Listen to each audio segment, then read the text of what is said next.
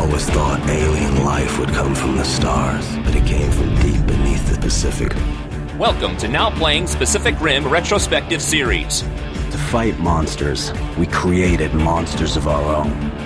Hosted by Stuart. He's a kaiju groupie.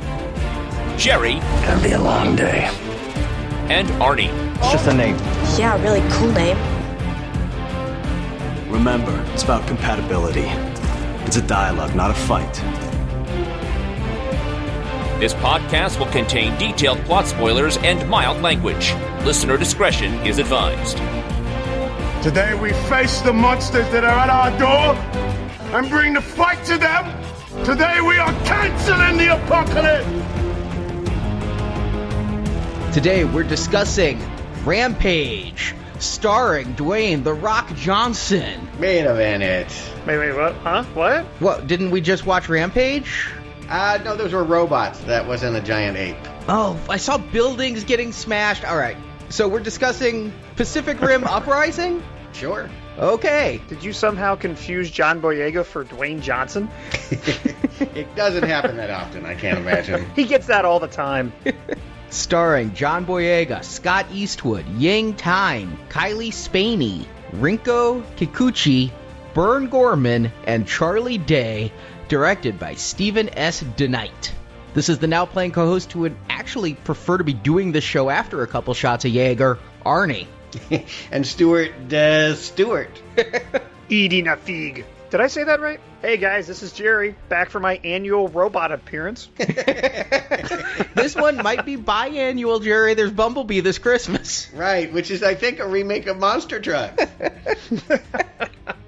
But back to Pacific Rim. Jerry, I knew you'd come back to the show. What I didn't know is that we'd ever discuss Pacific Rim again. It's been 5 long years since we did that weekend of release review of Guillermo del Toro's movie. And while I knew Guillermo kept talking and talking, like, I'm working on a sequel, I've got ideas, I'm working with screenwriters, I honestly can say I thought it would just never happen. The movie just didn't do that well. Depends on what continent you live on. I think, honestly, this is one of those rare cases where it pretty much bombed here in North America, but was a phenomenon in Asia, China specifically. And I think you see that reflected in this movie. Chinese characters, the whole emphasis is shifted in that direction. Yeah, I was shocked when I looked it up to find out Pacific Rim made over $400 million global, and maybe a tenth of it was domestic. Oh, it was a full 25%, Arnie. Come on now. It didn't make $100 million in the U.S. I think it did. It absolutely did, yeah. Just 101. Barely made it. But yeah, I mean, it was mostly China and then, UK, South Korea, Russia, but it made a little bit more in China than the US. Yeah, and that's why we're back. I don't think that we thought it was coming, and Guillermo del Toro was just having a terrible time getting anything greenlit up until a few weeks ago when he won the Oscar. His career was kind of toast, frankly, and this was a reason why. These movies cost a whole lot, and they don't particularly make a lot of money here in North America. There were some other things going on with Pacific Rim specifically and the license that caused a delay. It seemed like they were ready to go, but Warner Brothers and Legendary Pictures had some kind of a falling out, and you'll notice this one's Universal with Legendary Pictures. Warner Brothers is no longer in the mix. It took a little while for the IP rights to all fall into place, and then when the money was there, Guillermo wasn't. He was off filming The Shape of Water, and I don't think anybody would say he made the wrong choice with that. And especially since Pacific Rim, I went back, I rewatched the original. I've seen it once in between our review and now, and then I wanted to re-listen to that review. And watching it again, you could tell it's not a passion project for Guillermo. Guillermo's films have a flavor, and that one's just too vanilla. It was somebody else's script. he may have made the Transformers versus Godzilla concept something he enjoyed from his childhood, but it wasn't where his heart lie. You know, I have to say I was true to my own not recommend on the last one, because when I took some time this week and thought to myself, okay, maybe I should watch the last movie, catch up on a little bit, I was like, nah, I'm just not feeling it. I couldn't make myself even see if it was available on a Netflix or Amazon Prime, and instead I just listened to our review, and listening to the review, I'm like, okay, I'm glad I didn't revisit that one. Well, I do think there are moments to recommend, but I'm standing by my not recommend as well. It was a tough one because it is such a beautiful looking battle. And if you're a Godzilla fan, I was growing up, you love to see those moments, but that movie was gargantuan. It just dragged on and on. And I had the same problem at the end of this one. I was like reading a book by the end of it. I'm like, I cannot pay attention to the climax of that film. I just don't care. But Hong Kong, man, that was one of the great fight scenes maybe of this millennium. What's odd, though, is I liked the first movie. I didn't love it. If you listen to that review in the archives, the movie definitely has problems. My memory of it was actually that I was more fond of it than I was, because when I rewatched it, I'm like, did I love this movie? Because it's got its problems, and then I re-listened. I'm like, okay, no, I didn't love it, but I like it. I still like it. But we did that movie mainly because I was really, really excited for it in 2013. Fast forward to 2018, and I cannot explain why, but I had zero desire to go see Pacific Rim Uprising. There was nothing in the marketing, there was nothing in the ads that told me that I needed to go back to this. And in fact, so few of the actors returned from the last one, too. I mean, yes, several died, including Idris Elba being perhaps the most notable of them. I don't know if anyone's really pining for Charlie Hunnam anymore. There's a reason he didn't come back. He was making Robin Hood. They approached him. They wanted him, but I was not excited either, Arnie. I ended up biting a bullet and reading a novel called Pacific Rim Ascension. Which is, yes, because what you really want from Pacific Rim is to not see the fights, to have the jargon without the visuals. It's incredible, let me tell you. But they do a lot to explain what happened in the 12-year war and in the 10 years of peace that build up to this 2035 timeline that we find ourselves in the sequel. As we go through the movie, I'll tell you what happened to certain characters that may not be explained on here, but they wrote them off in that book. Okay, I actually thought about you when I was watching this movie. At the very beginning, it's like, there's been 10 years of peace. And I'm like, then what the hell's in that book Stuart read? That had to be dry as crap. Well, it's mostly about cadets that get underserved in this film. There are characters that we see some of, but I don't feel like we get a whole lot of on screen. And they get whole entire backstories in this novel. And they do come up with a murder mystery plot. They don't have a kaiju plot. I did go see this opening night, IMAX 3D, and it was shocking to me that it was IMAX 3D. I could have seen 2D a little bit later. If you guys follow the theater news, IMAX made this big statement last year that they were going to move away from 3D movie releases and that American audiences had a strong preference for 2D. And ever since that press release, everything I've seen in IMAX has been 2D. When I saw Thor, I didn't have an IMAX 3D option. I think the last IMAX 3D movie I saw was Wonder Woman. But here was Pacific Rim 2 in IMAX 3D, and I went. Me and about maybe 30 of my closest friends were in that theater that would seat 400. Wow, that many. Yeah, I'm shocked. Mine was considerably less for the 2D showing. I'm wondering if maybe why there was an IMAX 3D print was because they started production on this movie a long time ago. This movie was supposed to come out one whole year ago, back when that was the standard. If you had an IMAX movie, it was going to be in 3D. So maybe it was just already baked in the cake that it was coming out in 3D and there was nothing they could do about it. But yeah, this one had been, the release dates kept changing. I kept on the Now Playing calendar. I'm like, all right, last spring, and maybe the summer, no, the fall. Okay, is it going to be January release? Not quite. We're now in the spring break. Maybe they can make some money, March area of the calendar. But no, I had no expectation going into this movie. I also could just say, I don't know this director. Guillermo del Toro is someone with a lot of style and imagination. Not all his movies work for me, but I always want to see them. This is a man, this Stephen DeKnight, that has made TV shows I've not watched. I read some interviews with Stephen DeKnight, and he is somebody I have watched for most of his career. He got his start working under Joss Whedon on Buffy and Angel, and I watched every episode of those shows, loved Buffy, thought Angel was pretty cool, and then he went on to do some Smallville stuff. Now, I did not see anything Spartacus. I've never watched an episode of Spartacus, but he was known for that. Men Without Shirts, that's what I would call it. I saw one episode.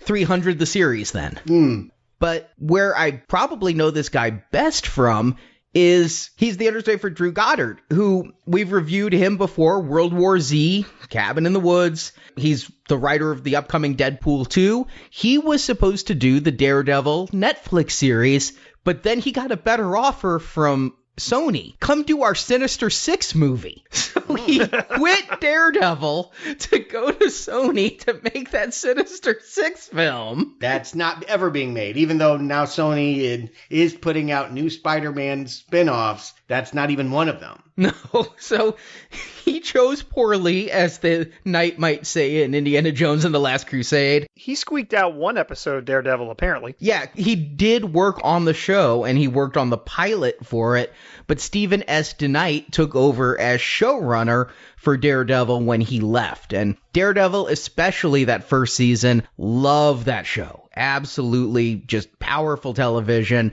I think that I haven't seen Vincent D'Onofrio give this powerful a performance since Full Metal Jacket. But it's interesting how he got Pacific Rim. DeKnight he wanted a directorial debut film. He'd written a little horror movie, about an $8 million budget, got greenlit.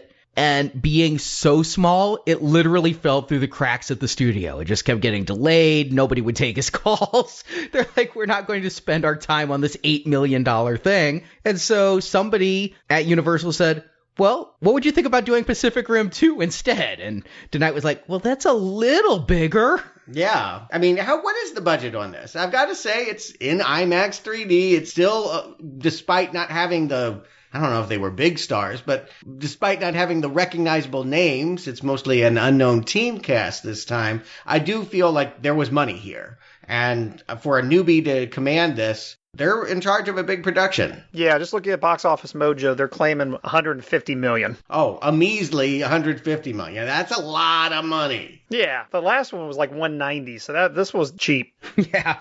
This is a budget Pacific Rim. Yeah, they probably saved that money specifically on cast. I think that the production budget is the same. They just didn't have to pay the cast or the director as much for doing the work. But whoa. This is a science fiction movie, and we got that new Star Wars guy. And he can use his real accent. What could possibly go wrong? Yeah. Hey, and we'd seen him do sci-fi before, Attack the Block. So getting John Boyega back in sci-fi. I'll even give a shout out to his acting chops. I saw him in Detroit. I thought he really showed some range. So that wasn't a negative thing to see him in the cast. I can't say it was a big draw either. I mean, like, oh, they just got him because they couldn't get Idris. Idris is dead, and so we're going for teens. And, that's a mark, right? That's a mark against it, that, like, we're just going to remake the first movie, but with a teen cast. That kind of left a bad taste in my mouth. I didn't get that from the advertising either. When I saw the advertising, I saw John Boyega front and center, and I knew he was going to play the son of Idris Elba's character, Pentecost, and I wondered who else would come back. I went in pretty spoiler-free, but I'm like, if you're getting the son of Pentecost, then, well, we've got to get Mako back, who was the stepdaughter of Pentecost, right? Because if the entire Pentecost clan has disappeared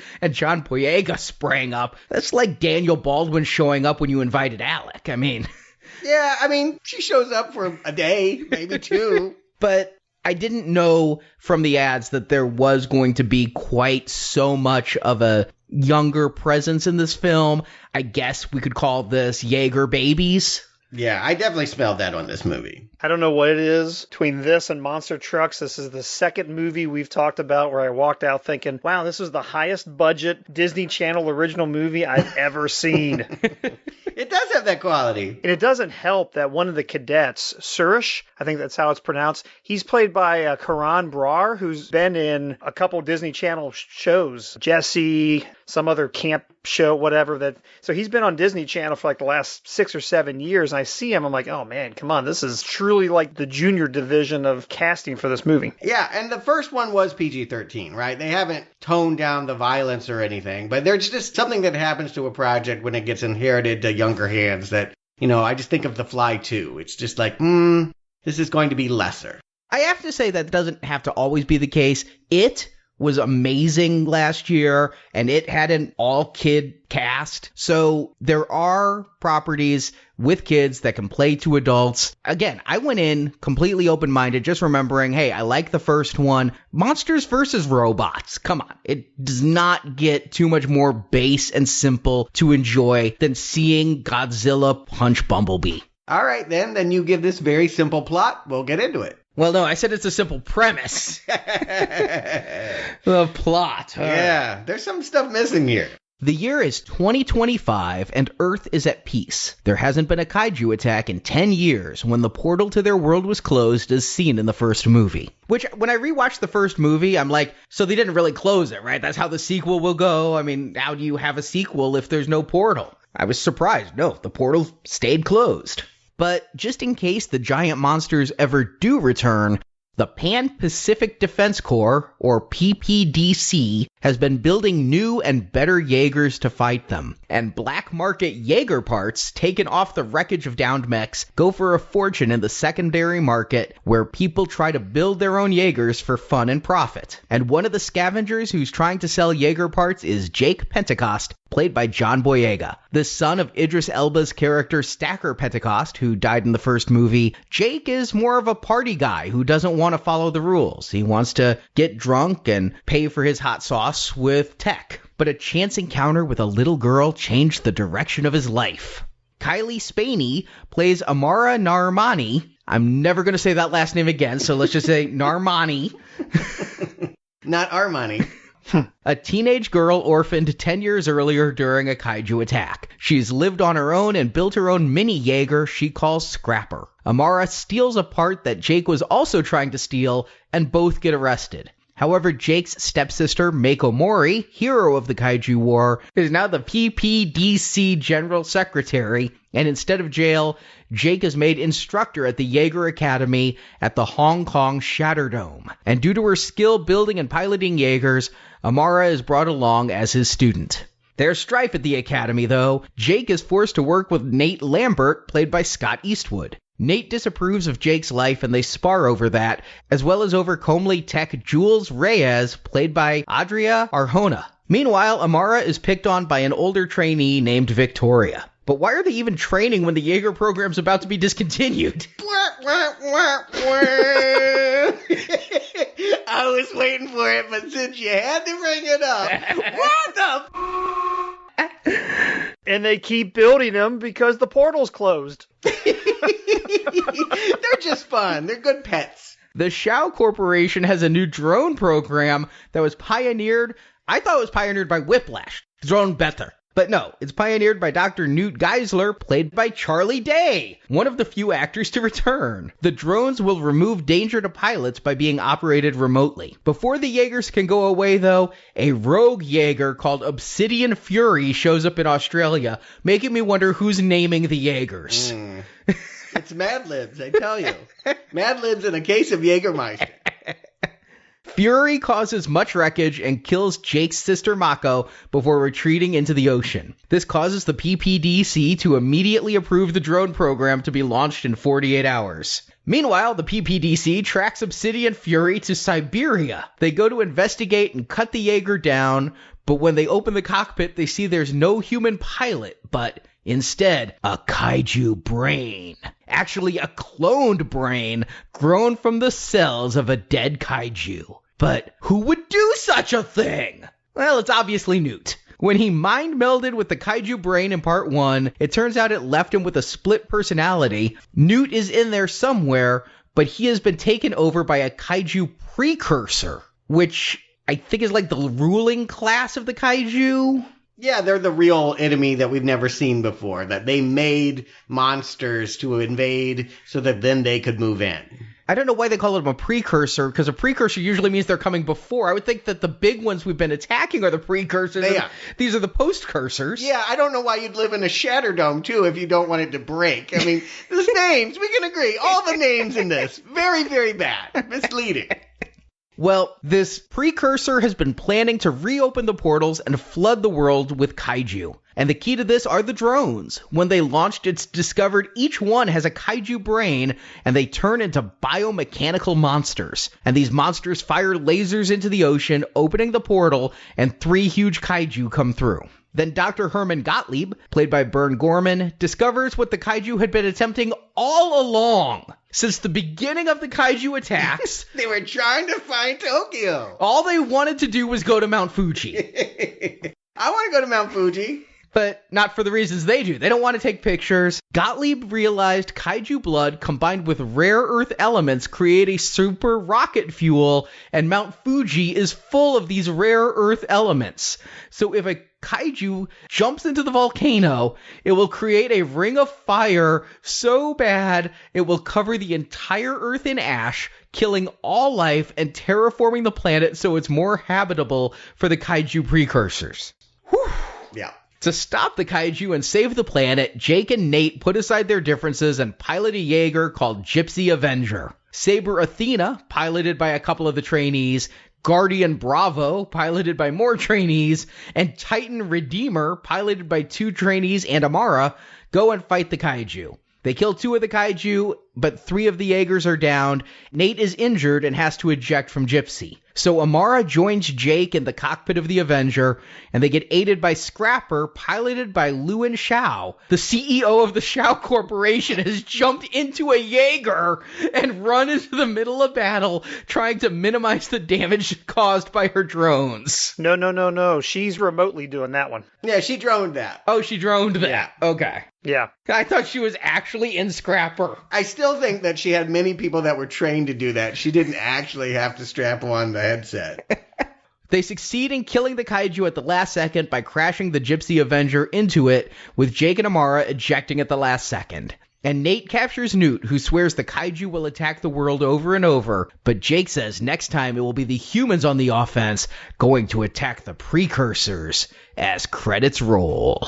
Wow, you filled in some gaps for me, Arnie. I do appreciate that, and quite a task in summarizing all that. It was not fun, and I'll put it out there right now. I have no idea of half the cast members' names, and I had to look up about half the names I saw. I'm like, who was the pretty tech? I never caught her name. As soon as Amara, whose name I did not get either, they said her name a couple of times, but in my notes I just have girl.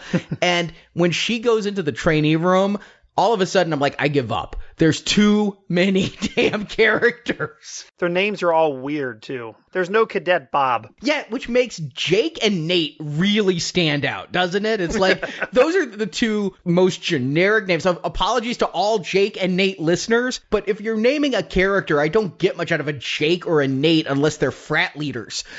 So I got Jake and Nate surrounded by Amara, Mako, Newton, Herman, Luan, Jules, Suresh, Vic. Yeah, no doubt about it. That was the movie I thought I was going to watch. I thought it was going to be Top Gun, the new recruits, with kaiju coming in at some point subbing for the Russians. But it ends up having some surprise here. This movie isn't exactly what I thought it would be, and I do wonder, with its extremely long post-production and canceled release dates, if there aren't different cuts of this movie. There are just things in this film I cannot explain. There are characters that go away. There are toys for mechs that aren't in this film.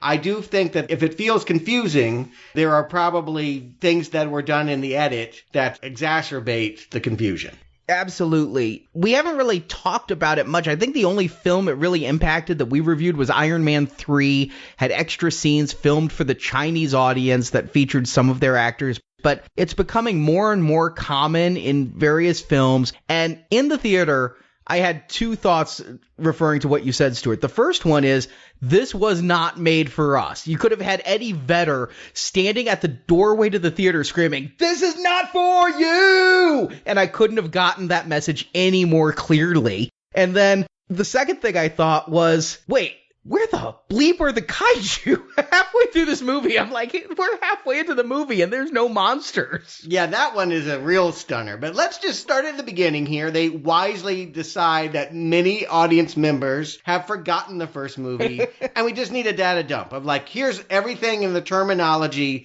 in a really expedient montage. And it's done in voiceover by Jake, who is the son of Stacker Pentecost. That was Idris Elba. And he's going to tell us everything that's happened in the previous movie, as well as everything that's happened to him in the 10 years afterwards, and why he's not as cool as Idris Elba.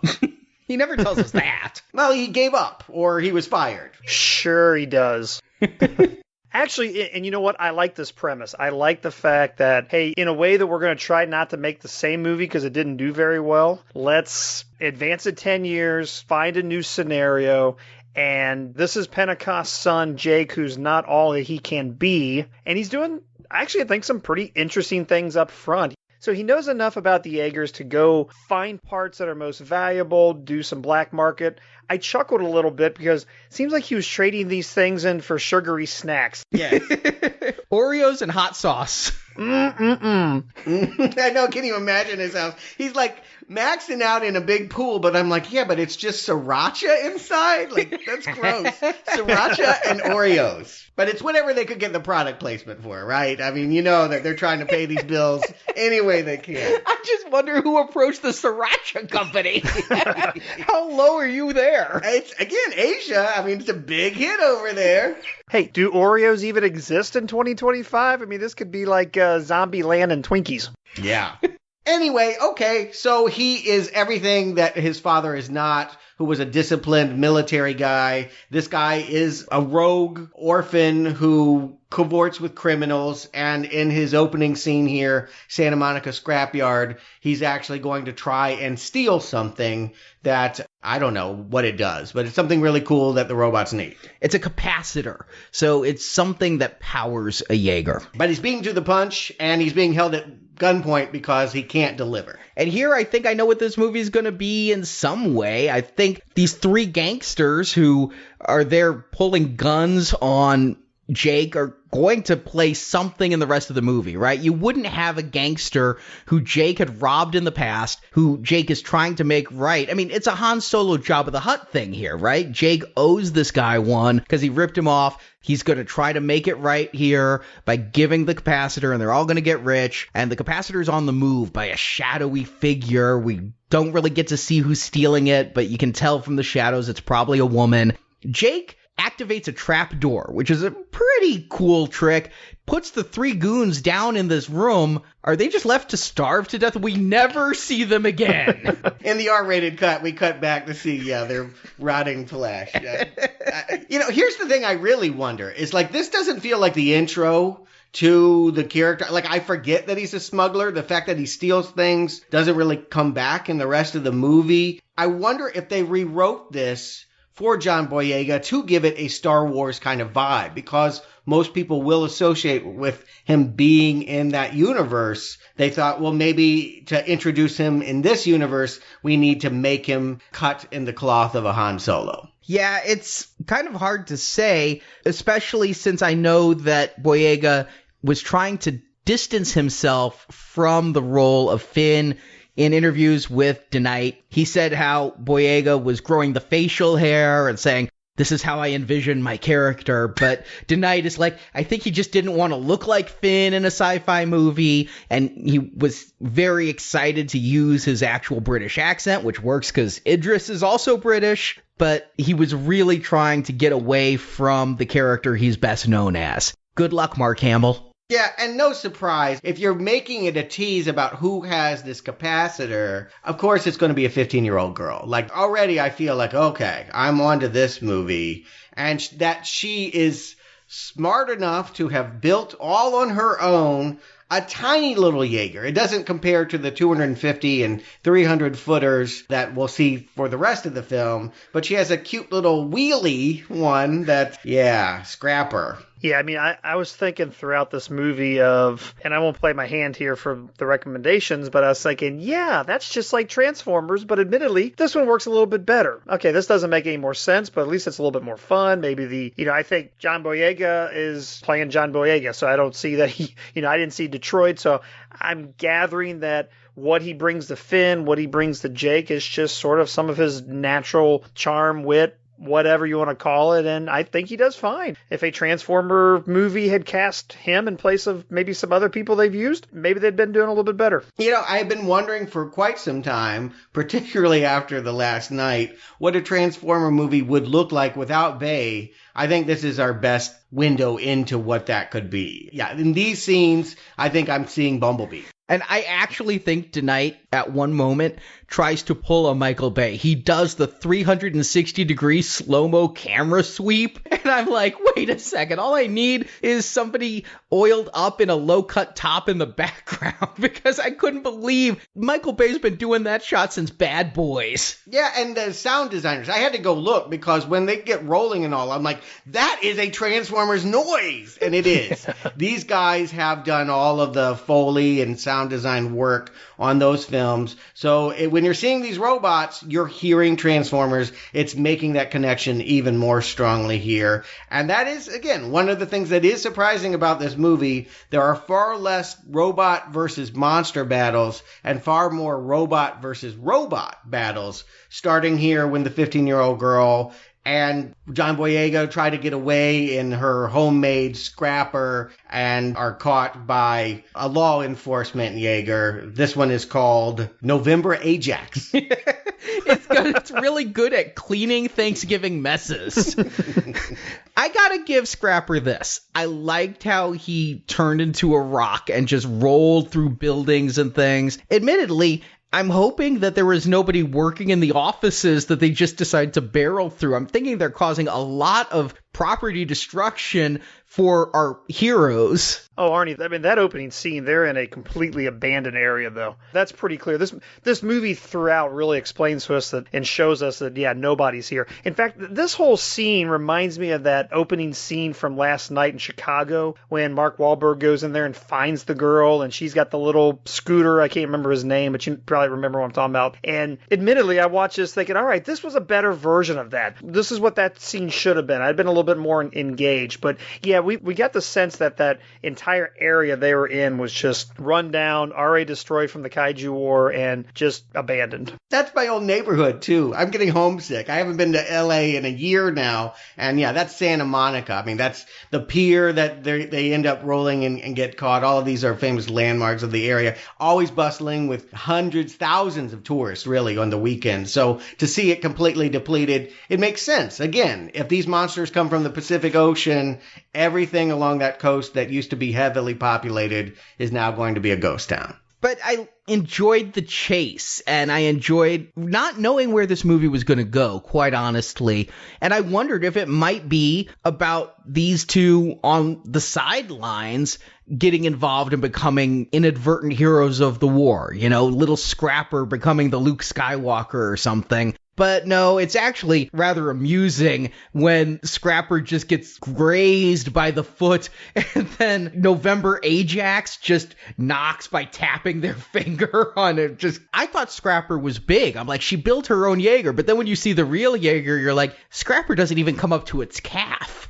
Right. It kind of represents her. She's smaller than all the other characters, and it would make sense that her mech is also smaller than all the other ones. It's her story. John Boyega may have more screen time, but ultimately I feel like if there's a character arc in this, it's the story of her proving herself as a pilot. She's already at the beginning proved herself as a mechanic, but just because you can build a mech doesn't mean that you can pilot one. And so for reasons not entirely clear, except that this is a Hollywood movie that needs to move the plot along, she is now going to be enrolled in Pilot Academy in Hong Kong. Well, it was important that she had to build one that she could pilot by herself. Right. So it couldn't be one of those massive ones. So that skill alone, even if it was a smaller one, I guess lends itself into that, which is fine. I don't mind the point A to point B of what's going on there just to get it going. But the fact that they're going into the school now and becoming cadets starts to tell us that, hey, something's going to happen. We joked about earlier,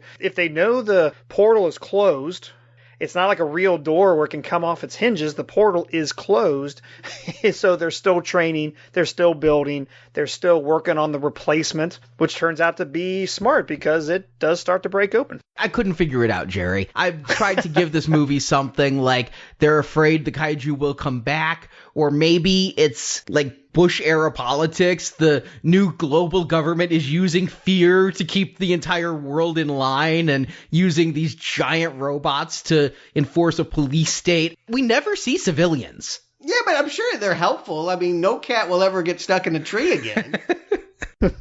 Well, we see civilians running around Tokyo at the end. I mean, they're presumably out there. Yeah, but we never follow the story of a civilian. We don't know how it's like to live in this world as a person. We have only followed war pilots. And that's because you haven't read Pacific Rim Ascension.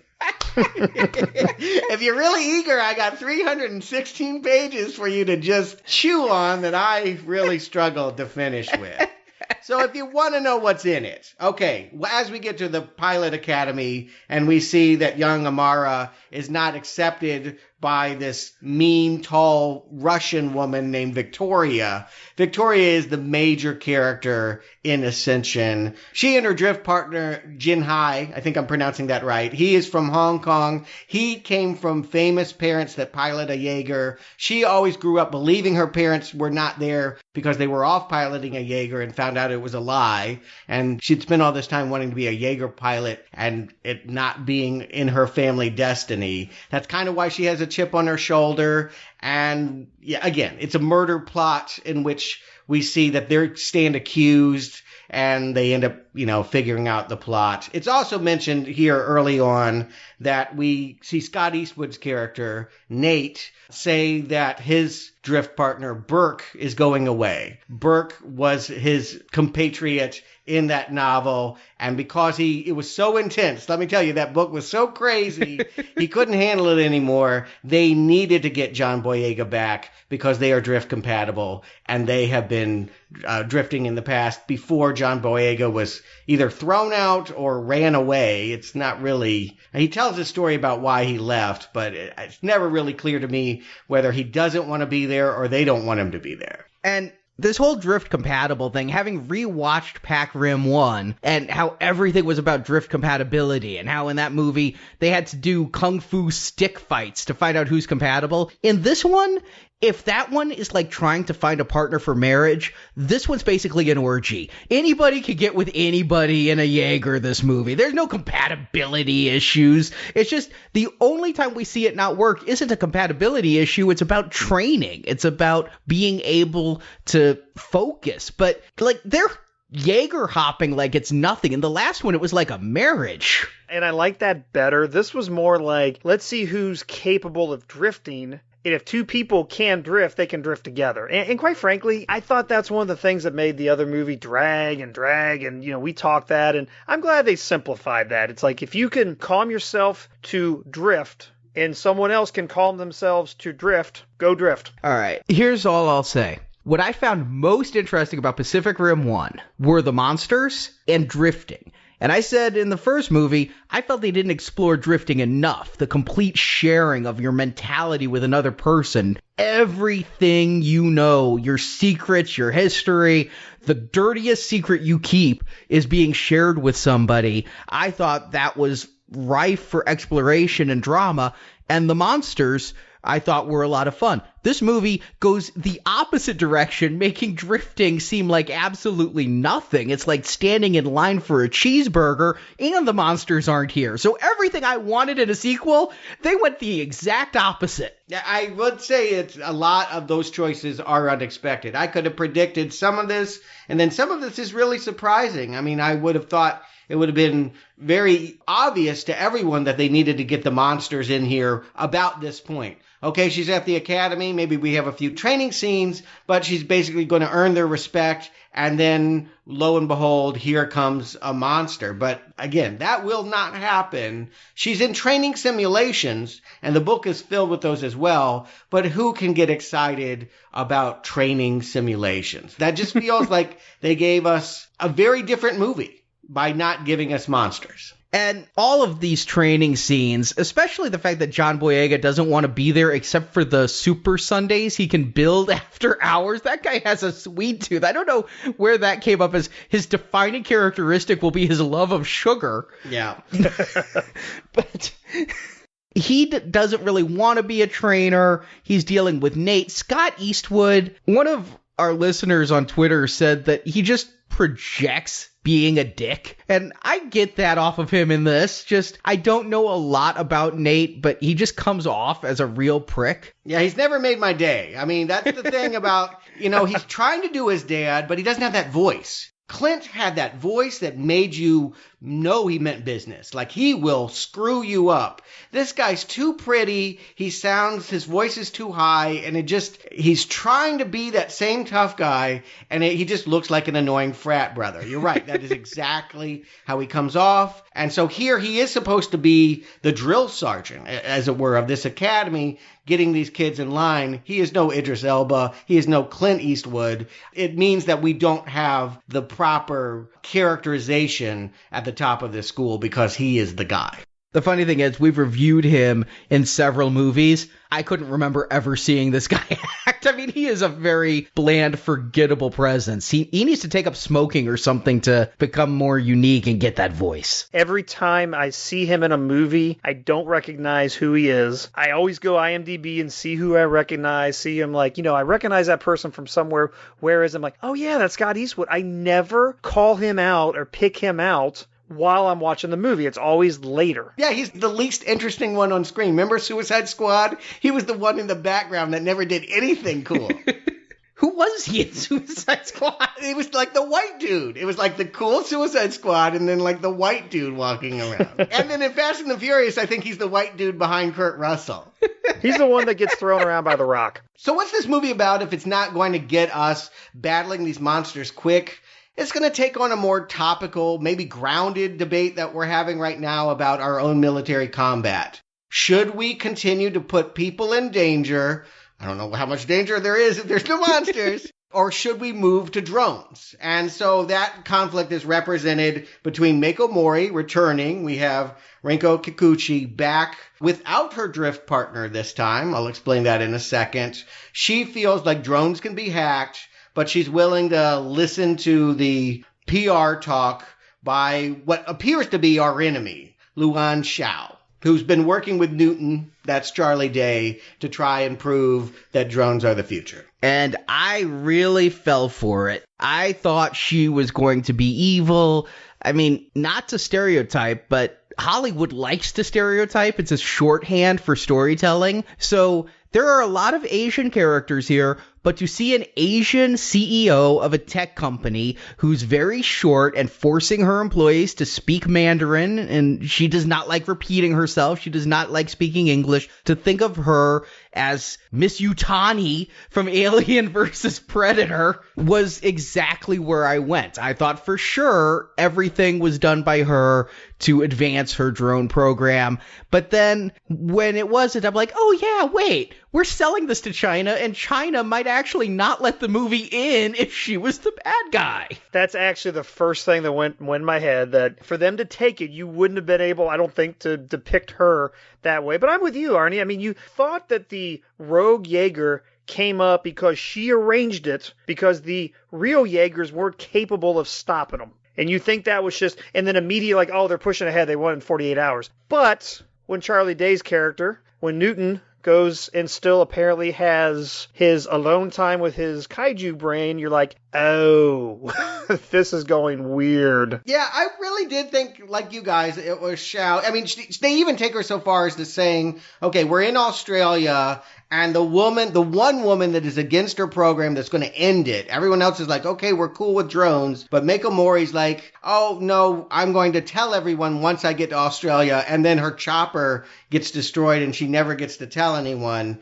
And this Shao lady is just like, well, there were positive things that came out of that. I'm like, that just means that she did it. She may not be the main villain, but I don't see any kaiju on the horizon. And if she's got drone Jaegers in the works, then that must be what is coming out of the water. They call it, God help me, spin the wheel. It lands on Obsidian Fury. That one is the only one that makes sense. It's the color obsidian. It's a black Jaeger, and it seems pissed off. It's destroying things. But again, did they sit around the press room? Because it's literally in a news blip. The Jaeger, which they're calling Obsidian Fury. Who's calling it this? Who came up with that name? I mean, it's not like J. Jonah Jameson, like, the Green Goblin. It's alliterative. It's going to sell headlines. It's not like J. Jonah Jameson's there. Obsidian Fury. The same people who get to name, like, hurricanes and stuff, I guess. Actually, there's a book they go to. They've pre-named them for decades. They don't just sit around and like, we'll call this one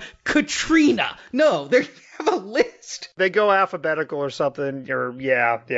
Yeah. I'm telling you, it's like a small child that goes and gets the Oxford Dictionary and like points on one, and then they call someone on the other side of the world and have another child point on the other, and those two words become the name. So, in this room, my Jaeger is Footloose Clipper. Sure, it works. It's better than some of these in here, actually. Actually, what Obsidian Fury is going to fight is the Gypsy Avenger, which is not the same Gypsy as we had in the last film. Did it get destroyed? It blew up, and they had to come up in the life raft, and it was just the two of them making googly eyes at each other. So yes, that Gypsy was destroyed. This one looks identical, and they're even going to do the same fist palm move that it did, but it's completely new. I think it has double swords this time, and it can open its palm and do some kind of magnetism thing that's kind of cool. It only has one sword, I'm pretty sure. It's Obsidian Fury who had two, and yet it seems like Gypsy gets it cut off twice. That may be. Well, by the end battle, I think they upgraded to have two. Whenever they did the little montage of getting all the remaining Jaegers up and running. Okay, because in the big battle in Siberia, it only pulls out one, but... Right. And yes, of course, here in Australia, I thought it was a really cool visual. The one thing I will credit this movie for tremendously is being almost a 10,000-foot view of a Frommer's guide. Like, you want to go to Australia, you want to go to Tokyo, you want to go to Hong Kong, you want to go to Siberia. I like the locations. I liked seeing Obsidian Fury coming out of the water. I, of course, expected Godzilla to come. I was in the theater, not many people, but there was one guy like had the shirt, was a Pacific Rim fan, and when he saw the rippling in the water, he's like, ooh! And then when it was a robot that came out by the Sydney Opera House, I could just watch him deflate. It was kind of funny, just watch him sink in his chair it's not a kaiju. I was a little bit spoiled because of Toy Fair.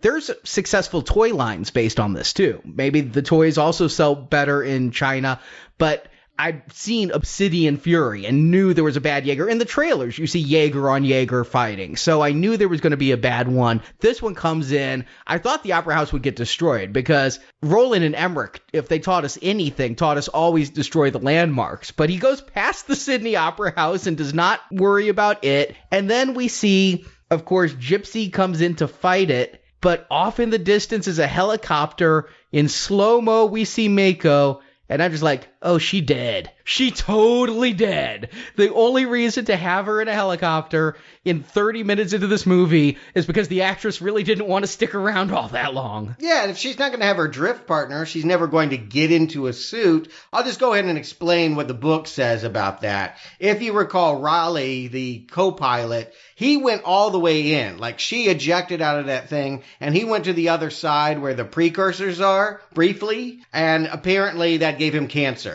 So although it looked like he lived, he immediately, after they swam to the surface and hugged each other, got in a hospital bed, got lesions, and died. You know, there's a reason I didn't read this book. It's because I took a bullet and read that Independence Day interquel book where they killed Will Smith in a jet training mission. This sounds just as disrespectful. Yeah, you know, it doesn't have the same cachet because I don't think we were ever caring about these characters, even if you were a fan of that first movie. But it did feel like, okay, you're not coming back? Dead! It also makes me wonder how they're going to go to the other side in part 3. If you better bring chemotherapy. You think there's going to be a part 3? That's so cute. Anyway, the point is the main battle for the middle of this movie is a black Jaeger that nobody knows where he came from. But before Mako crashed, she sent a map of where she thought it was being made? She started to transmit a message that they think might be a silhouette of a Jaeger head. Can you imagine? I'm choking and I'm like drawing on a napkin of like where the chicken that I ate was manufactured. I mean, like, that's strange. Why would she be preoccupied that in the last seconds of her life? Yeah, how does she even really know where this came from? Because it made its first appearance in Sydney. Yes, that's what I mean. She's literally in the last moments of her life looking over and a giant black robot is coming out of the ocean and she immediately thinks Siberia. And so she's going to send a photo instead of a text. Right. Don't say the word. Make it something that they don't even know what it is until they bring in Gottlieb, because they need something for Gottlieb to do. Gottlieb, yes, we do get back 2 characters from the original, Dr. Herman Gottlieb, played by Bern Gorman, and Newt Geisler, played by Charlie Day. And their first scenes are together. Newt is now working for Shao as their lead tech, and the reunion with Herman, I think, is going to be a buddy-buddy again this time like they were last time. I thought they had great chemistry last time. They were a funny pair. Here, we see that Herman is needing help with some problem, and Newt is a douchebag. And I think that's going to be his character arc. Like, we start off, maybe he's on top of the world, he's gotten some money, he's gotten some fame, but then during the movie, he's going to come back down and reconnect with his friend Herman and realize he needs to do the right thing. No, the movie's going the opposite direction. This is just a hint that this is not the same Newt we knew before. Yeah, I can honestly say I never guessed that they would make him full-on villain. I remembered very distinctly that he was a kaiju fan and that he linked with the brain. So, yeah, that opened up all sorts of possibilities about maybe he could communicate with the other side. I thought that he might be a wealth of knowledge in that respect. But the idea that he's the one behind Obsidian Fury and all of this, well, it's teased too long, but it is a surprise when we find out it's not his ball-busting boss. By the time they reveal it, it's too obvious, right? I mean, I wouldn't have thought it early on, but the moment you get to see him go home, because when he's reuniting with Herman, he's like, why do you come by my place? See the wife. I'm like, oh, he got married. Maybe he has kids. That's very interesting to do to a character after 10 years. You just don't see it that often in movies, that you're going to come back and now this person's happily married and things. I thought that was a really cool idea. But when he goes home to the wife and she's not talking, I thought, are we going to get a domestic subplot? Is she sleeping with somebody else? Oh, wait, his wife is a kaiju brain. Here's the honest truth. I thought, because I know that Guillermo del Toro did write some versions of these early drafts, I just thought that was him being Guillermo. I mean, the idea that we're going to now have kaiju piloting the Jaegers feels like a one contribution from Guillermo here, that this must be his idea when they rip open the head of Obsidian and they see that little kaiju brain, and the idea that Charlie Day's character is going to literally be in a romantic relationship with a brain in a jar. That just feels like something that he would explore and find goofy. After all, what was Shape of Water but a woman falling in love with a fish monster, and we like the fish monster and don't like the human she works for. So I think that it's possible in Guillermo del Toro's world that we could have a believable romance between this Newton character and the kaiju brain. But it's not. He's under their evil influence. That's what we'll find out. Though admittedly, I am very intrigued. Now, it wouldn't have been satisfying to the overall movie if the only thing that the Jaegers had to fight were kaiju-controlled Jaegers. But I like the concept of inserting the kaiju into the Jaeger and creating this hybrid type of creature that is a mech kaiju. I mean, it's Mecha Godzilla, right? I liked where that was going. Yeah, me too. That was kind of a neat part 2 thing to do, but if you're really into this because it's a Godzilla movie, then you'd miss out on that. But fortunately, I guess we get both. Eventually. At no time soon, again, what we get is, because this is sometimes a teen movie, we get Amara snooping around the ruins of Obsidian, and only she knows how Shao Industry wires something or other. And so she can say that this thing was made by Shao Industries. Again, we're always concluding it's this evil Chinese woman that never smiles and is always lecturing the lovable Charlie Day. How could it be Charlie Day that's bad? That's building up to the twist. When we finally get it, we have all her drones about to be launched, and then all of a sudden they're just spitting out blue goo and destroying the very places that they came from. And they seem to forget that in the first movie, that blue goo was exceptionally toxic and causing horrible diseases, and you had to evacuate areas where that blue blood was spilled. Yeah, they tightened that. Yeah, they neatened that up. So much about this movie feels less perverse and less weird. That may have been Guillermo del Toro being commercial, but it still had touches that I think only someone like Guillermo del Toro would try. Michael Bay would never do. And here I definitely feel like his aesthetic is, for the most part, cleaned up whenever they could to make it less icky. We like the robots. We like the tech. We want the Transformers feel. We don't want the feel of Shape of Water. So these drones who have been co-opted by Seeker Kaiju brains are now just going to take their lasers and just shoot the floor of the Pacific Rim to open the breach. That's what they're doing. And they're doing it in different places. It looks like there's 3 groups of 5, so they didn't go back to the original opening, or if they did, they also went 2 other places, because they're going to open it in a weird triangular pattern, all equidistant from different directions from Mount Fuji. Yeah, something got lost in translation. Maybe in the Chinese cut it makes sense. This might be the first time where, like, we're the ones that didn't get the language translation, but I don't understand how this works. Looking at one of the maps at that part of the movie when they all closed, it seemed like they were just all over coastal regions of Asia, not just in a small little area around Japan. Maybe that's where the ones got out. They didn't close in time, but it seemed like they're opening them all over the Pacific Ocean. And might I say, the kaiju drones, though, are the single best visual of this movie in my mind. I don't understand how, when a kaiju brain takes over, it's going to alter the appearance of the drones and give them these glowy blue things. I don't need to understand that. It looks awesome. I loved those things, and I wished they were the final villain. I really had hoped that would be it. The part of me was hoping that what the twist and trick of this one is that the remaining kaiju that Newton could clone and duplicate and whatever finds new bodies in the machines and can control them. Golly, I can't believe I'm going to say this, in a monster truck sort of way. I would like to get more personal, if you were. If they're going to become more like our robots, if we could start to understand them more, I don't know if talking is the right thing, but if we could just get more information about them, because all we know is that there's this other side where these other things live. I feel like this is an element of the mythology they could really elaborate on and draw me in. And although it looks cool, I don't feel like I understand what they think, what they're doing. More importantly, they die like bitches. There's no good fight. Instead of being these wonderful attackers that they start off being, as soon as they do a little bit of attacking, before they can even Jaeger up, I'm like, oh my god, they're not in their Jaegers, these drones are monstrous, it's going to be awesome, there's going to be so much destruction. Wait, they're just going to go underwater, and it almost looks like a holy thing. Like they're standing in a circle, and there's a star pattern of lasers, and then they're just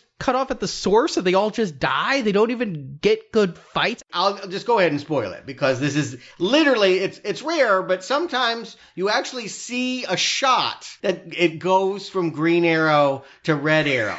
And this is the shot of like this awesome, finally a kaiju horn monster coming out of the water. I'm like, yes! And then like they turn off the mechs and their lasers just like cut it into pieces, and it just falls dead, and you realize there's no monster. They're like, oh yeah, 3 got out. I'm like, wait, 3?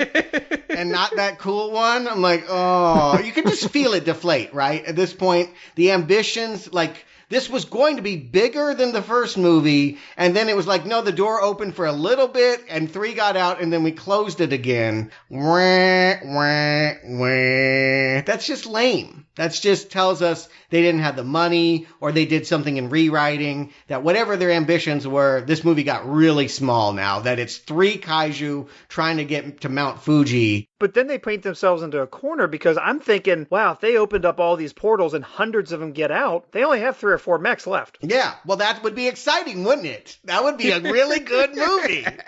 Except I'm sitting here thinking, well, there's no way that's going to work. There's no way 3 or 4 of them are going to defeat hundreds of them in a way that I'm going to think that it's the believable ending of this movie with all the super cadet kids. Well, yes, you're right. They don't have the team that I can believe in to fight them. That they have to go to trainees that aren't even Rangers yet. Already, I'm just like, really? Nobody else that was cool that already had their license could pilot? And at times, I squinted and I got a little bit of a Starship Troopers vibe off of this, but it wasn't subversive. At the end of Starship Troopers, you see them bringing out the teenagers because all the adults have been killed and we need soldiers, and so we're just sending these troops off into war like the Nazis did in World War II. So I thought maybe this is going to be something subversive, maybe there's a commentary. No, it's just teen power raw. It's Space Camp. It's Red Dawn. It's every movie from the 80s where the teens can do it better than the adults. I can't believe I'm going to say this. I got a little Wing Commander feel from this team, too. We'll be talking about that soon enough. Yeah, that's in our video game retrospective. Anyway, my point is, Aliens was so much more exciting because we knew how badass one alien was. And then to think that the place was overrun with it and there's no way we could fight it would be amazing. That would be a climax that would just, how are they going to do it? That it's now a bunch of kids and some broke down robots trying to get 3 of them before they climb into a volcano. That is not a movie. That is like Pacific Rim, the TV show. That's not a plot worth our time. And I don't know who these kids are. I've been trying to keep track. I know there's one that is flirting with our main girl, and there's Victoria who's fighting with our main girl, giving us the only hand-to-hand fight we really get in this thing. But I don't know who any of them are, so when they start lining up and then get into Jaegers that I don't know who they are, I mean, one of them looks like Baymax went to Weight Watchers and trimmed up, but other than that, I don't know what is going on, and I could not tell you for the life of me who was in which Jaeger. Not only that, but you can go to Pacific Rim Wiki, and they can't tell you either. That is what's astounding. All right, I counted it out. I read the book. I know for a fact that there are 1, 2, 3, 4, 5, 6, 7, 8 kids, and then Amara joins, and there are 5 different Jaegers that they're all, drifting in. And in this climax, there are 4. And when I look at pictures on the wiki, sometimes the one that Victoria is in is called Titan Redeemer, and sometimes it's called Bracer Phoenix. So they don't even know. I'm just going to point it out. We get lost in translation. You go to China, you speak Mandarin, you really get this movie. You don't, if you're like us, you have no clue. And yeah, 2 of the characters just disappear. Renata and Ryochi, who is a big star, by the way, the son of Sonny Chiba. I'm not going to try to say his name, but he was a major character. I think I saw him walk across the screen once. There is another cut of this movie where the Asian characters probably have much bigger roles, and Amara has a much smaller role, or this just a longer movie like the last time, and there are storylines where we know these kids. Because obviously, we should know these kids. They're our heroes. They're the ones that are going to do it. Kinda. I mean, most of them fall. I mean, that's the thing, is none of them make it to the end. Well, yes. In the end, it's about Amara and Jake getting together and doing it. Because they were at the beginning and they've simplified it that they were the 2 outsiders, it makes sense that they would be the ones when no one else could do it. I mean, we don't want to see Scott Eastwood do it. That would piss me off. I thought it was a big thing, though. I thought maybe it would end up being Amara and Vic with Jake and Nate. And so these 2 rivals, the 4 characters I could actually pick out from this, put aside their differences, drift together, become friends, share all their memories, and become heroes together. But no, both Victoria and Nate are going to fall out. I did like this fight, though. Here's the plus and the minus of this end fight. We finally got kaiju. Yes, huge plus. And they don't look as cool as the kaiju from movie 1, though. The overall aesthetic, they felt a little bit more ruddy. They felt like plastic or clay instead of flesh to me. Just the tone and the way their mouths opened, they didn't feel as subversive as the last film. Not only that, but we have 4 Jaegers against 3 kaiju. All right, these are not stakes. But one's a class 5, I mean. Oh, yeah. But seeing these Jaegers fight is actually pretty cool. And it's weird because after the movie, I ran into you, Stuart, and you said what was in my mind. At a couple of points, they strike these poses, and I'm like, I've seen these poses. They're posing like Power Rangers in a fight. Yes. I thought they moved too smoothly. I thought that they didn't move like robots. The first film, I got a sense of scale because they were lumbering. And when they punched, you felt the punch. It felt like an entire semi-truck was coming at you. And they were picking up boats and hitting each other. And here I realized I did not have that sense of scale, and they were moving. Some of them were downright lithe. And I understand 10 years of advancement, but it looked cool, and yet it robbed Pacific Rim of something that I really liked about it at the same time. You know what I'm saying? Oh, yeah. Saber Phoenix, the orange one, is just better martial artist than Jet Li. And that should not be if you're a 300-foot tall machine. And that's the one who I said was like Baymax on a diet. It even had the fins in the back and was like Baymax colored. Mm-hmm. But there's one thing that I did find cool. Newt is watching this fight from a bridge, and one of the kaiju comes face to face with him and just stares at him and breathes at him. And I thought for sure that the kaiju was going to eat him or something, you know, because it is a human. But no, they know this is their leader. And when he sees that the kaiju are losing, he sends in these clipper bots. And I'm like, Jerry, you might get this. They reminded me of Mousers from Teenage Mutant Ninja Turtles. And they're coming in and they're swarming and destroying. I'm like, oh, how do you fight these? But what they do, they go around the Jaegers, and the movie has me. I'm like, I don't understand. They're going after the kaiju? Why would Newt do that? And then, of course, it becomes a mega kaiju. It's like the Constructicons. It rips apart the 3 kaiju and turns them into, it's literally on Newt's iPad. It says mega kaiju. I saw that. That was a little much. But no, that was a Transformers moment. That was your typical combiners. You know, the 3 of them weren't powerful enough. They combine. But what I thought was funny about that scene, because it was kind of what I was thinking a little bit too, was Newton says, oh, wow, giant robots again. Well, you guys have no creativity. And it actually reminded me of that bit from Hellboy 2 when you had, I don't know what those little creatures were, but you remember those tiny little white creatures? Oh, yeah. The tooth fairy monsters. They eat your teeth. Yes, thank you. That's kind of what that reminded me of is, wait a minute, is Newton going to actually create something that's going to destroy the kaiju as a way of showing his... No, I'm way overthinking it. They're just building him into a Megazord. Yeah, but it's a good idea. I mean, if you think about it, he's a scientist, he's a geneticist.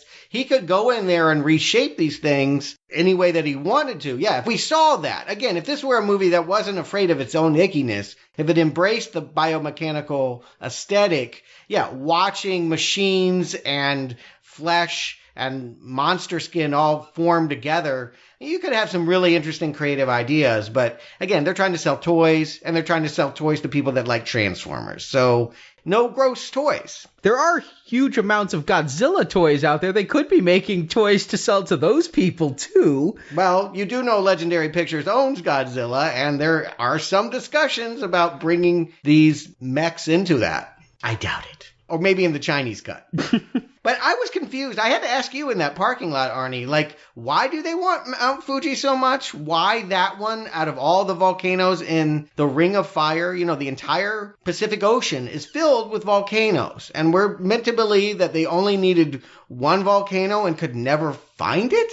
Through all of the 10 years of battle? They could never find Mount Fuji of all places. They could never get there before they were killed. They were always drawn to it. They were just always taking the wrong roads, I guess. And they don't want to destroy the cities. The cities are just in the way, on their way to Mount Fuji, which is like, no, that's midichlorian bad. Especially if they're coming out of the Pacific, then why are they going to California?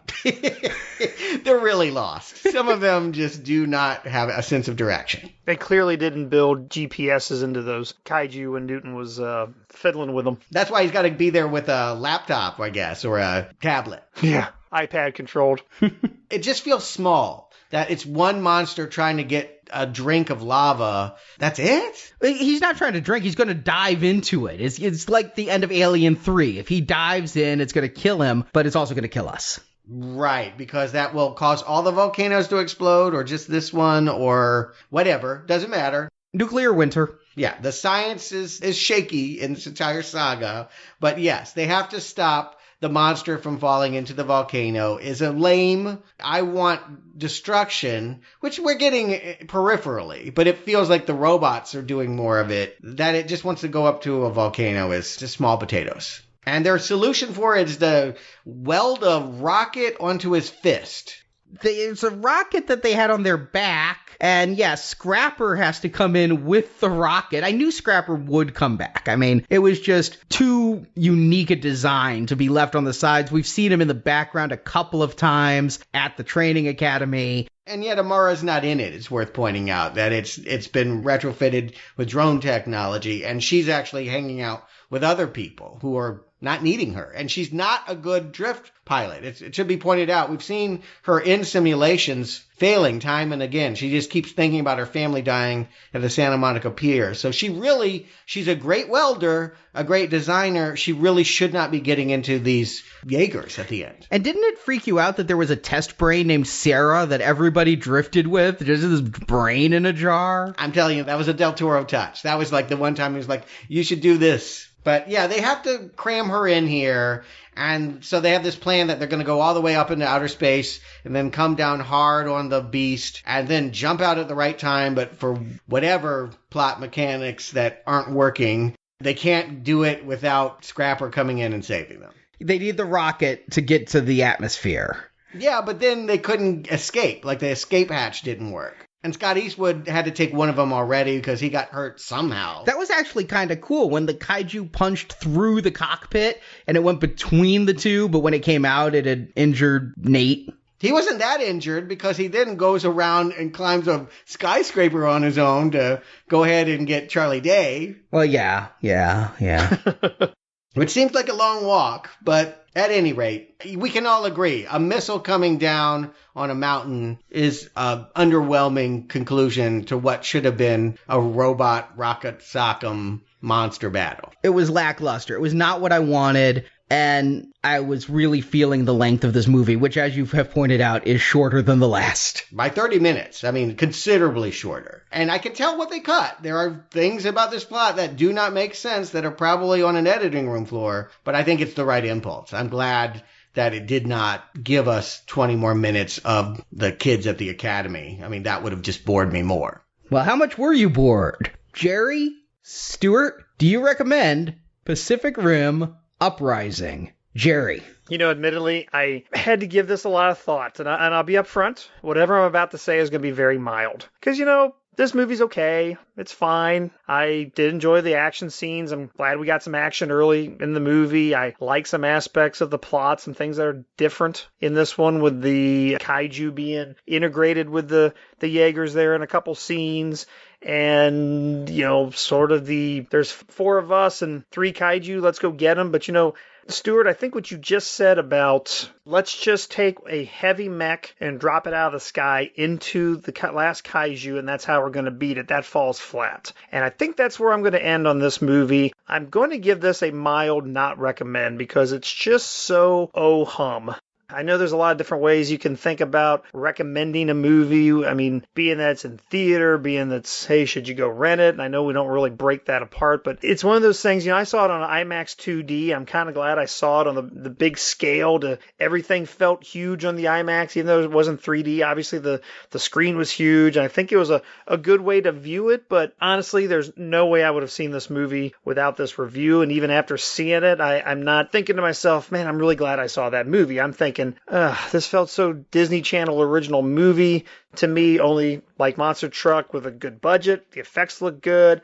I thought folks like John Boyega did a good job with their roles, but there's nothing memorable about this movie. There's nothing that's going to excite you. It just hits flat. So I'll give it a mild not recommend. Stuart. Yeah, this franchise, stuff like Pacific Rim, it's always going to be second level, right? Because you don't have to be a science fiction fan to love Star Wars or like violence to enjoy The Godfather. I mean, there are other dimensions that go beyond genre, and wide varieties of audiences can appreciate them. But if you don't care about giant robots fighting giant lizards and breaking stuff, Pacific Rim has nothing for you. There's nothing else there at all. And while I do have a childhood affinity for that kind of stuff that goes back to me watching the old Godzilla movies as a kid, I had trouble even with that first one recommending the entire film. Hong Kong is great. See that sequence, but as a sustained 2-hour movie, it just didn't work for me. And everything about Uprising is lesser than that first Pacific Rim. Less kaiju, less star power, less interesting scenarios. It is, as I've already revealed, a not recommend. My question was it going to be good or better than the last one that I didn't recommend? My question was, since it did, as Arnie revealed, look so much like that Power Rangers reboot that they had last year, is it better than that? I actually, right after I left the theater, I'm like, I'm going to go watch that, Arnie, and I'll tell you tomorrow what is better, Power Rangers or Uprising. I've been on the edge of my seat because that Power Rangers reboot actually didn't look so bad. Yeah, I'm going to err on the side of Power Rangers. I do think, for one thing that it just creams Uprising with is the fact that the story is about the cadets, the kids. You know every single person involved and why they're there, and they have a camaraderie, and that's important to any story, right? Knowing the characters matters. It's nice to have a budget and destruction, but you need to know who your characters are. That's definitely better characters in Power Rangers. There's less giant battles. There is a big thing at the end that they fight. Most of it is a little bit more earthbound, a lot more flying and interpersonal stuff. But I would say overall, for sure, I can give a more hearty endorsement for Power Rangers than I can for Uprising if you're really needing some regressive kiddie action this weekend.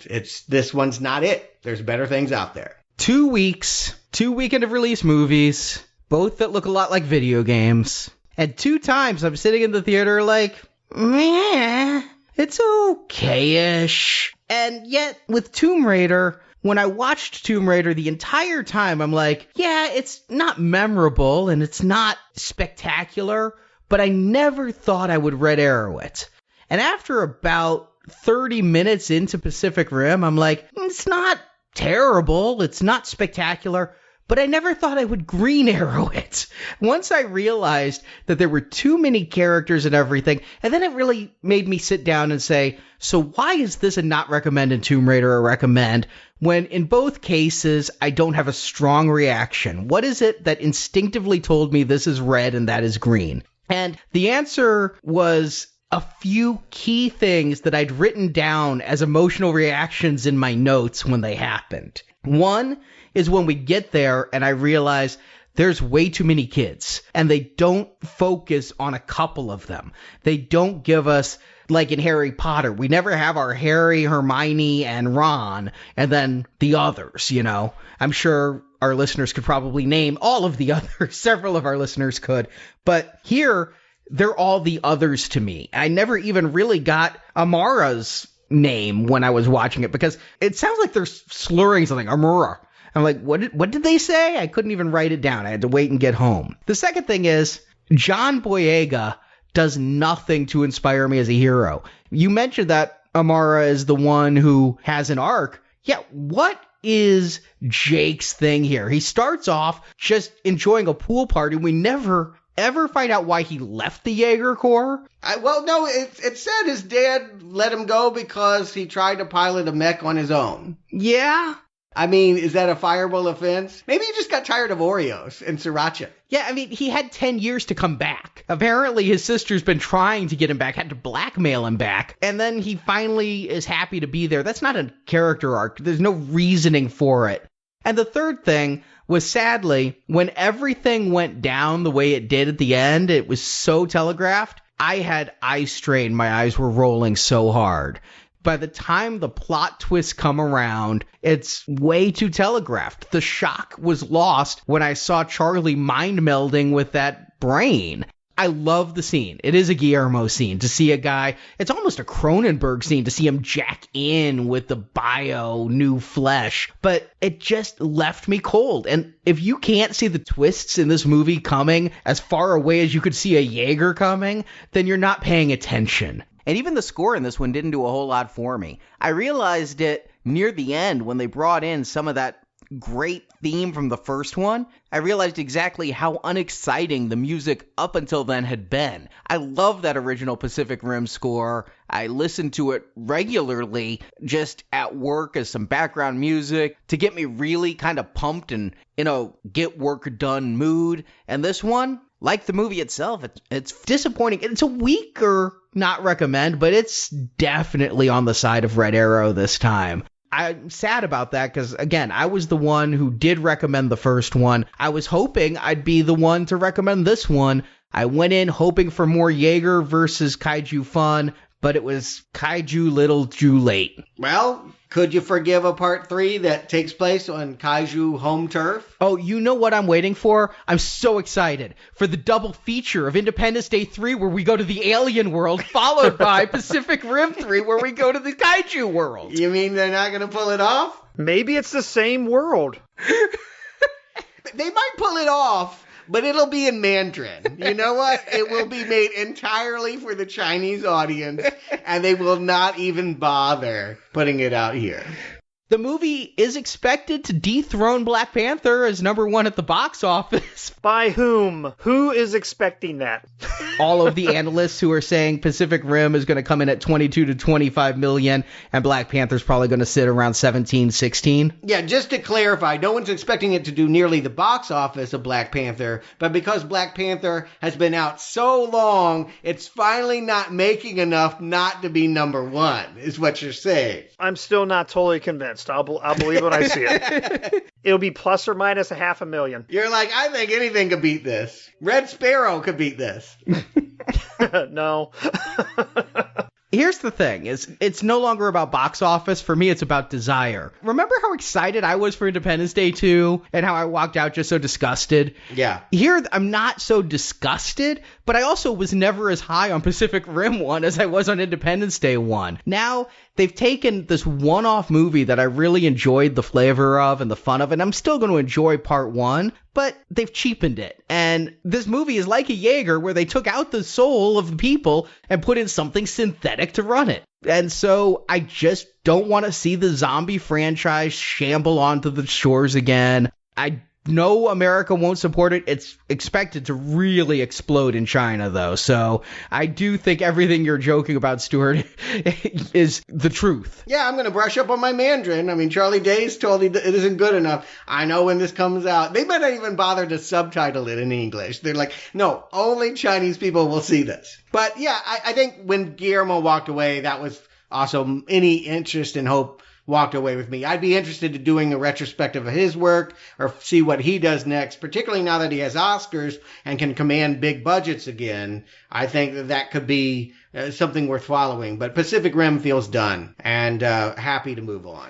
I also think that Guillermo was a driving force behind this movie getting made. I think what you've got to realize is he was working on the scripts. He was going to direct. What happened was timing was bad. When the studio said, okay, here's the check, Guillermo's like, but I have a passion project over here. I have to follow my passion. So I'm going to go do The Shape of Water.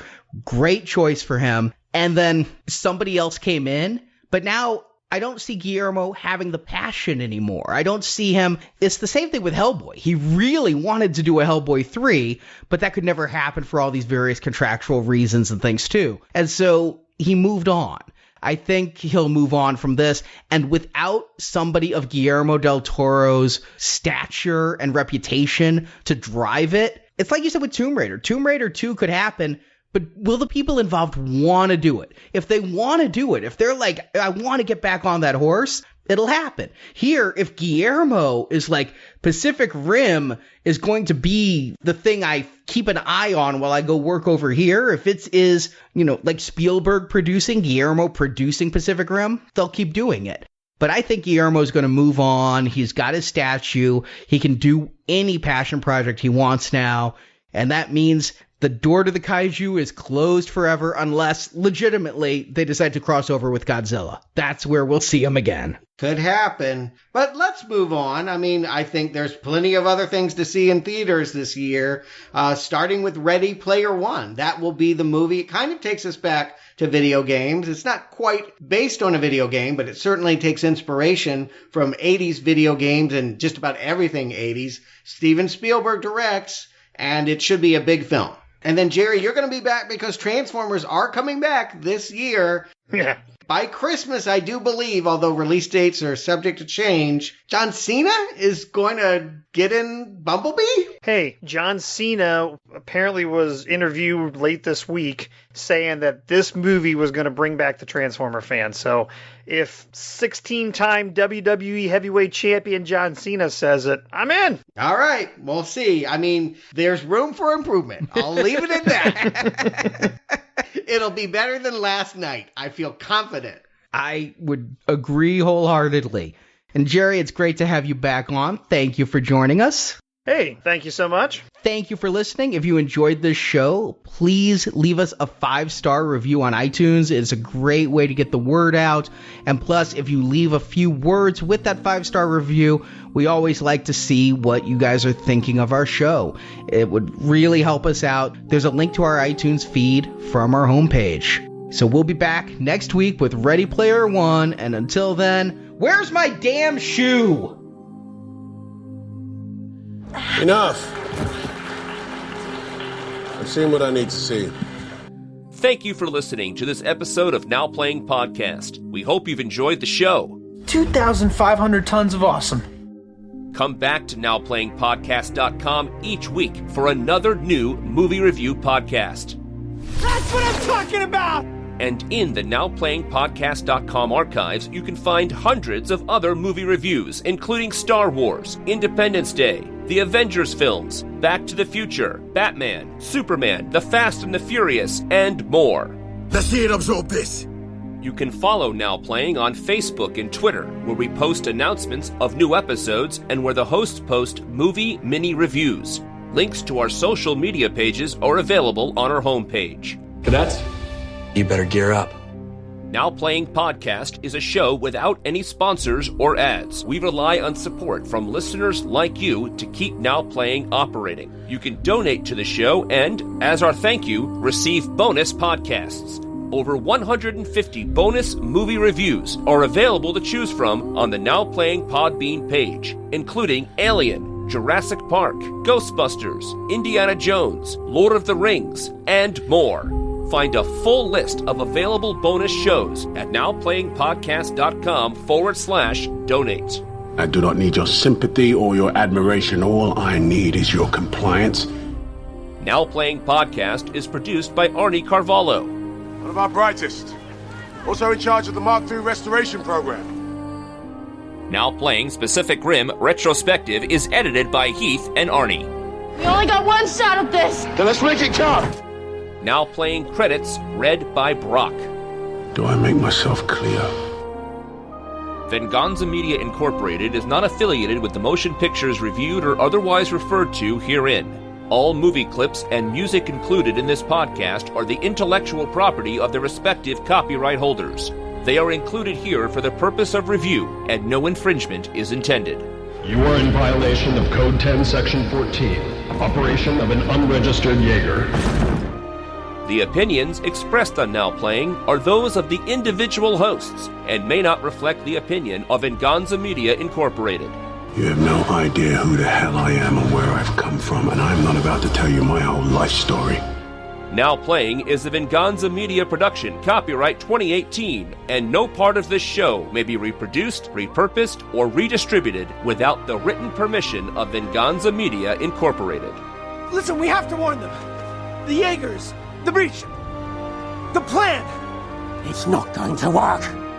Now Playing Podcast is an exclusive trademark of Venganza Media Incorporated and may not be used without the express written permission of Venganza Media Incorporated. All rights reserved. Today, at the edge of our hope, at the end of our time, we have chosen not only to believe in ourselves, but in each other. Today, there's not a man nor woman in here that shall stand alone. Not today.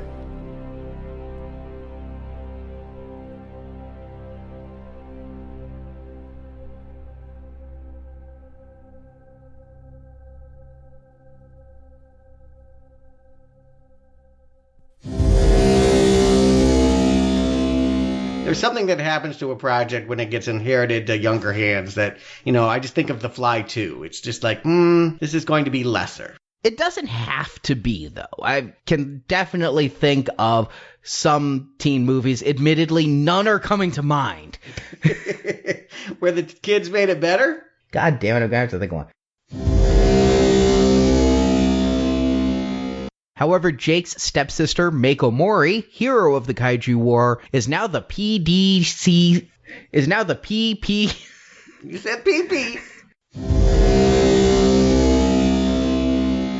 Nate disapproves of Jake's life and they spar over that, as well as over comely tech Jules Reyes, played by Adria Arjona. This is just about the way you're going to pronounce the name. Can't wait to see the post and emails. We know. We didn't say any of them right. None. I'm pretty sure Arjona is correct. Good for you. And I actually did look up that girl's last name. Armani? Spaney. Okay. Spaney. It's kind of unfortunate, but it's like the country and then E. We'll never see her again. She's a pop star, apparently. She has one iTunes single.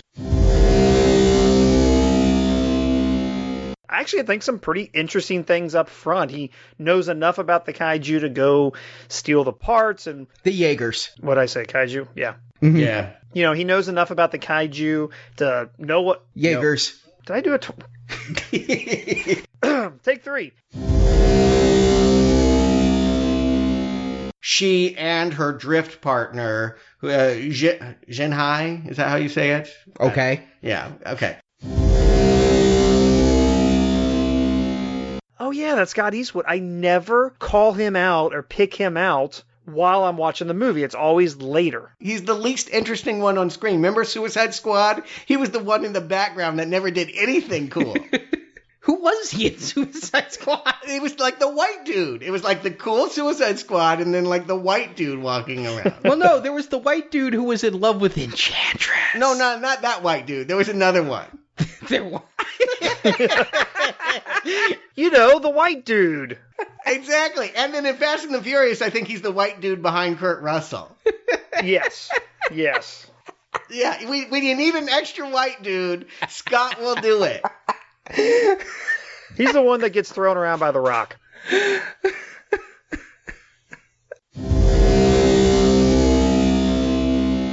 To think of her as Miss Yutani from Alien vs. Predator. Sorry. That was Stuart for a change. Yeah. I can't believe I'm going to say this. I got a little Wing Commander feel from this team, too. We'll be talking about that soon enough. Yeah, that's in our video game retrospective. I was one of the Phantom Menace trailer viewers of that movie, so... Did you walk out after the trailer or stay for the film? Oh, no. My story's funny. I went there for the trailer, and they didn't play it. Oh, that's a double bind. Yeah. So did you walk out or stay for the film? Well, no, because there was a little rumor that they're playing the trailer after the movie, so people don't don't walk out. I didn't get it before or after, and then I just saw a crappy movie. That is a sad story. Well, yes. In the end, it's about Amara and... Is it Jake or Nate? Jake. I know that. I can't do it. Yeah.